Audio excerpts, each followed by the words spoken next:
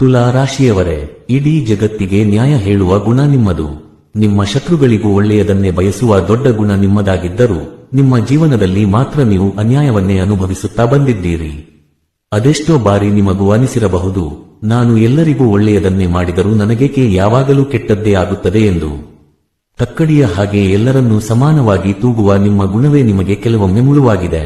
ಪರರ ಕಷ್ಟಕ್ಕೆ ಕರಗುವ ನೀವು ನಿಮ್ಮ ಸ್ವಂತ ಕಷ್ಟವನ್ನು ಯಾರ ಬಳಿಯೂ ಹೇಳಿಕೊಳ್ಳಲಾಗದೆ ಒಳಗೆ ನುಂಗಿಕೊಂಡು ನೋವನ್ನು ಅನುಭವಿಸುತ್ತಿದ್ದೀರಿ.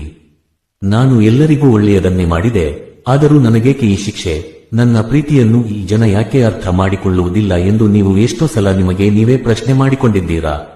ಸಂಬಂಧಗಳಲ್ಲಿ ಆದ ನೋವು ಮತ್ತು ಹಣಕಾಸಿನ ಏರಿಳಿತಗಳು ನಿಮ್ಮನ್ನು ಸಂಪೂರ್ಣವಾಗಿ ಹಿಂಡಿ ಹಿಪ್ಪೆ ಮಾಡಿರಬಹುದು. ಆದರೆ ಈಗ ನೀವು ಚಿಂತಿಸುವ ಅವಶ್ಯಕತೆ ಇಲ್ಲ, ಯಾಕೆಂದರೆ ಕಾಲಚಕ್ರ ಉರುಳುತ್ತಿದೆ.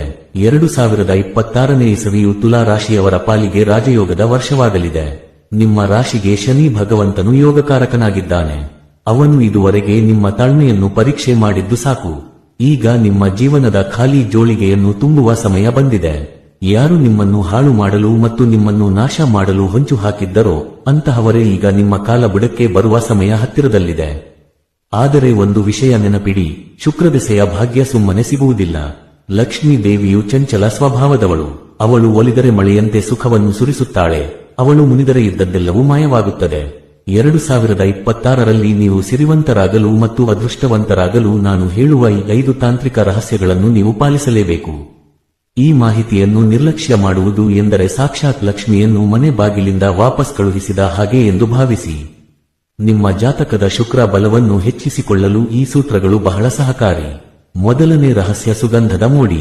ತುಲಾ ರಾಶಿಯ ಅಧಿಪತಿ ಶುಕ್ರ ಗ್ರಹ. ಶುಕ್ರನಿಗೆ ಸುವಾಸನೆ ಎಂದರೆ ಪಂಚಪ್ರಾಣ. 2026ರಲ್ಲಿ ಹಣ ನಿಮ್ಮನ್ನು ಹುಡುಕಿಕೊಂಡು ಬರಬೇಕೆಂದರೆ ನೀವು ಯಾವಾಗಲೂ ಸುಗಂಧಭರಿತವಾಗಿರಬೇಕು. ಮನೆಯಿಂದ ಹೊರಗೆ ಹೋಗುವಾಗ ಕಡ್ಡಾಯವಾಗಿ ಸುಗಂಧ ದ್ರವ್ಯ ಅಥವಾ ಒಳ್ಳೆಯ ಪರ್ಫ್ಯೂಮ್ ಬಳಸಿ. ಅದರಲ್ಲೂ ವಿಶೇಷವಾಗಿ ರಾತ್ರಿ ಮಲಗುವ ಮುನ್ನ ಕೈಕಾಲುಗಳನ್ನು ತೊಳೆದು ಸ್ವಲ್ಪ ಸುಗಂಧ ದ್ರವ್ಯವನ್ನು ಹಚ್ಚಿಕೊಂಡು ಮಲಗಿ. ಎಲ್ಲಿ ಸುವಾಸನೆ ಇರುತ್ತದೆಯೋ ಅಲ್ಲಿ ದಾರಿದ್ರ್ಯವು ನಿಲ್ಲುವುದಿಲ್ಲ. ಸಾಕ್ಷಾತ್ ಲಕ್ಷ್ಮೀ ದೇವಿಯು ಅಂತಹ ಜಾಗಕ್ಕೆ ಆಕರ್ಷಿತಳಾಗುತ್ತಾಳೆ.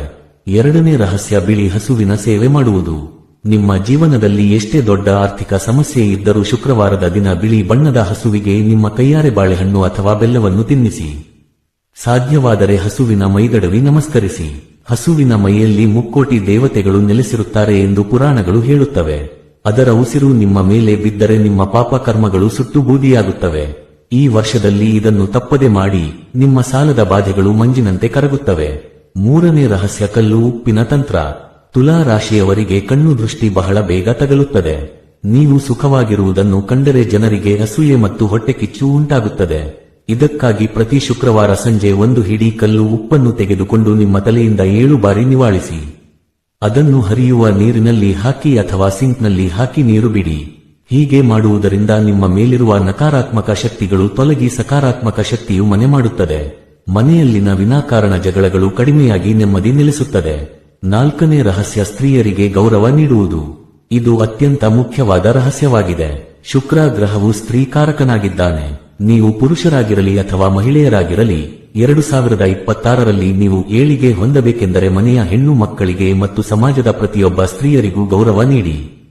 ಹೆಂಡತಿಯ ಕಣ್ಣಲ್ಲಿ ನೀರು ಹಾಕಿಸುವವನು ಅಥವಾ ಪರ ಸ್ತ್ರೀಯರ ಬಗ್ಗೆ ಕೆಟ್ಟದಾಗಿ ಮಾತನಾಡುವವನು ಎಷ್ಟೇ ಪೂಜೆ ಪುನಸ್ಕಾರಗಳನ್ನು ಮಾಡಿದರೂ ಉದ್ಧಾರವಾಗಲು ಸಾಧ್ಯವಿಲ್ಲ. ಲಕ್ಷ್ಮಿ ಒಲಿಯಬೇಕೆಂದರೆ ನಿಮ್ಮ ಮನೆಯ ಗೃಹಲಕ್ಷ್ಮಿ ಸದಾ ಸಂತೋಷವಾಗಿರಬೇಕು. ಐದನೇ ರಹಸ್ಯ, ಇರುವೆಗಳಿಗೆ ಆಹಾರ ನೀಡುವುದು. ಶನಿ ಮತ್ತು ಶುಕ್ರ ಇಬ್ಬರ ಕೃಪೆ ನಿಮಗೆ ಏಕಕಾಲಕ್ಕೆ ಬೇಕೆಂದರೆ ಸಕ್ಕರೆ ಬೆರೆಸಿದ ಅಕ್ಕಿ ಹಿಟ್ಟನ್ನು ಅಥವಾ ಹುರಿದ ರವೆಯನ್ನು ಇರುವೆಗಳಿಗೆ ಆಹಾರವಾಗಿ ಹಾಕಿ. ಮೌನವಾಗಿ ಕೆಲಸ ಮಾಡುವ ಇರುವೆಗಳಿಗೆ ನೀವು ಆಹಾರ ನೀಡಿದರೆ ನಿಮ್ಮ ಜೀವನದ ಅಡೆತಡೆಗಳು ಮೌನವಾಗಿಯೇ ಸರಿ ಹೋಗುತ್ತವೆ. 2026ರಲ್ಲಿ ಉದ್ಯೋಗದಲ್ಲಿ ಅಥವಾ ವ್ಯವಹಾರದಲ್ಲಿ ಯಾವುದೇ ಸಮಸ್ಯೆಗಳು ಎದುರಾದರೂ ಈ ಪರಿಹಾರವನ್ನು ಮಾಡಿ. ಪವಾಡವನ್ನು ಗಮನಿಸಿ. ತುಲಾ ಎಂದರೆ ಸಮತೋಲನ ಎಂದರ್ಥ. ಈ ಹೊಸ ವರ್ಷ ನಿಮ್ಮ ಜೀವನವನ್ನು ಸರಿದೂಗಿಸುವ ವರ್ಷವಾಗಿದೆ. ಇಷ್ಟು ದಿನ ಪಟ್ಟ ಕಷ್ಟಕ್ಕೆ ತಕ್ಕ ಪ್ರತಿಫಲ ಸಿಗುವ ಸಮಯ ಬಂದಿದೆ. ಮನಸ್ಸನ್ನು ಗಟ್ಟಿ ಮಾಡಿಕೊಳ್ಳಿ ಮತ್ತು ನಾನು ಹೇಳಿದ ಈ ಪರಿಹಾರಗಳನ್ನು ಪೂರ್ಣ ನಂಬಿಕೆಯಿಂದ ಮಾಡಿ. ನಿಮಗೆ ಎಲ್ಲವೂ ಒಳ್ಳೆಯದಾಗಲಿ. ಈ ಮಾಹಿತಿ ನಿಮಗೆ ಉಪಯುಕ್ತವೆನಿಸಿದರೆ ಇದನ್ನು ನಿಮ್ಮ ಸ್ನೇಹಿತರಿಗೂ ಮತ್ತು ಸಂಬಂಧಿಕರಿಗೂ ಹಂಚಿಕೊಳ್ಳಿ. ಅವರಿಗೂ ದಾರಿದೀಪವಾಗಿ.